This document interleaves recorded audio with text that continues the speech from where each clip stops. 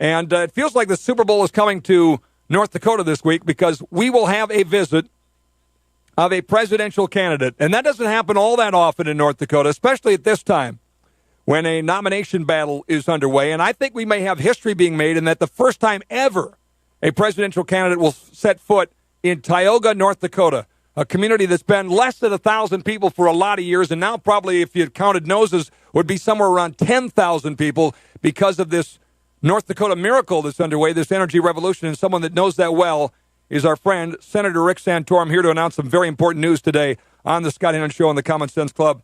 How you doing, sir? I am doing just great, Scott. I am really looking forward Rick, to are you coming there? to North Dakota. I'm here. Can you hear me? Now I can hear you. How are you? Okay. Now I can hear can. you. I'm doing great. I hate that when that happens. We're doing great. I am very much looking forward to coming to North Dakota, and we're excited to be there on Wednesday. And it's going to be a fun day. So tell me, why North Dakota? Well, you guys are a Super Tuesday caucus state, and it's a great opportunity for me to come to the oil patch, to the Bakken, and talk about the importance of energy. I've been talking about it on the road, and it's there's just no better place to contrast, Barack Obama's destructive energy policy, where he seems to deliberately go out of his way to lower the standard of living for Americans, and hurt the economy of this country, hurt the working men and women of this country more than his energy policies. And no better place to talk about that than where energy is king right now, and that's North Dakota. With this booming economy, lowest unemployment in America, fastest job growth, smart regulation, surplus to state government, taxes low, we've got a pretty good blueprint here for what could fix a lot of what's wrong with America, don't we? Absolutely. That's what I'm saying. It's pretty exciting to go up there and really talk about the North Dakota, economic boom and how that can happen across the country. We're sharing a little bit of that in Pennsylvania with our Marcellus Shale, but you folks are doing it right, and we're excited to be there and talk economic growth. What I think is neat is that you talk about some of the pioneering that went on here in North Dakota, where you matched up hydraulic fracturing and horizontal drilling to unearth the oil that's in the Bakken. And a lot of that was pioneered here by a lot of good companies in an innovative industry. It's really a great American story. It's Alexander Graham Bell meets the Wright brothers, and they figure out a way to do that. They unlock that, and then it doesn't just transform North Dakota, but as you say, Pennsylvania and Texas and Oklahoma and Alaska and California, and all of a sudden the ripple effect is really pretty amazing, isn't it? It is, and to see this administration now all of a sudden start to raise questions about this new thing called hydraulic fracking. I mean, we have this in Pennsylvania, and of course, it's one thing to have it out in North Dakota and out in the oil patch in Texas. It's another thing where that oil patch is, a few miles, 50 or 100 miles from Philadelphia and New York. And so what they're doing, what the environmentalists are doing, and what Obama's doing is using this as an opportunity to scare all those city folks, saying, "See, they're going to be drilling oil and gas, and they're going to be ruining your groundwater, and they're going to be disrupting the environment. Give me money." This is how the left works.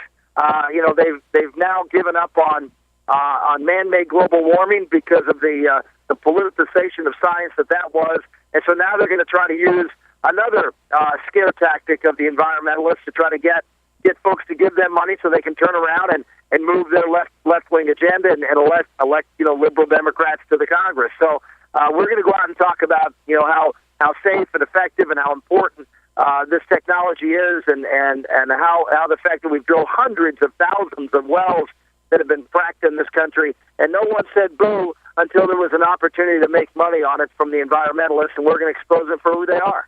You know what's tough? You ultimately are trying to win this battle of the GOP nomination race to take on Barack Obama. And Barack Obama gets up at the State of the Union address and basically says, "Hey, while I've been president, oil and gas production's gone up." Now, but then I'm screaming at the TV saying, "Yeah, despite you, fella." I mean, who are you kidding? That's exactly right. But guess what? Right. That's a tough sell, isn't it, Senator? How do you take this story and take it to the American people and tell them why they ought to care? Well, they ought to care because, the administration is as we speak, formulating ideas on how to shut this industry down. And at the same time going out and talking about how great it is when the environmental movement and his EPA are doing what they can. I know in Pennsylvania, I assume they're doing it in North Dakota. In Pennsylvania, they're making us walk through hoops. We've had a great governor who's done what your governor's done and opened up the opportunity for this exploration to occur. But the EPA is breathing down their neck, and we just need to call them for what they're doing. By the way, we are so honored you're coming, and I probably shouldn't reveal this, but when it was, I've done something really simple. I've just invited folks to come to North Dakota like Rick Santorum. And Rick Santorum was the first to say yes. But I've said to Newt Gingrich, I've said to Mitt Romney, I've said to Ron Paul, I've said to Barack Obama on Keystone Pipeline, you need to be here. But Rick Santorum said, I'll be there. We'll make it happen. And his staff called and said, okay, where do you think we ought to go and when? And I said, well, what's your top goal? And they said, we want to be with real people. We want to meet real people. Now, I don't know how many candidates in the middle of a battle that you're in the middle of would answer the question that way. That's pretty cool, Senator. And we appreciate it. And the fact that you're going to do it in Tioga at the high school at 12:30 on Wednesday and going to do it again in Fargo with a big rally at 7 o'clock at night is just awesome. So thank you. Well, we want to meet the people of North Dakota. We want to hear what they have to say.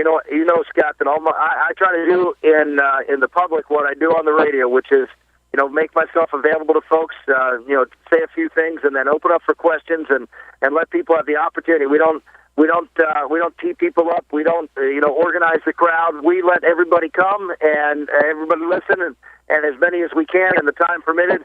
We take questions from whoever steps up to the microphone and, that's the way, I hope, candidates should act, which is to make themselves available to the voters, for the voters to kick the tires and get a chance to see who they really are, not how they're managed and handled by their handlers.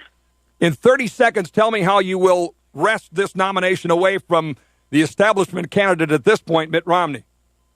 Go right to the people. Just what you just said. I mean, I'm not, this is, I don't have a bunch of consultants and pollsters and the like. We go out there and we interact with people. We try to be as transparent as we possibly can and let folks know that what they see is what they're going to get and just try to be authentic and trust and try to, secure their trust.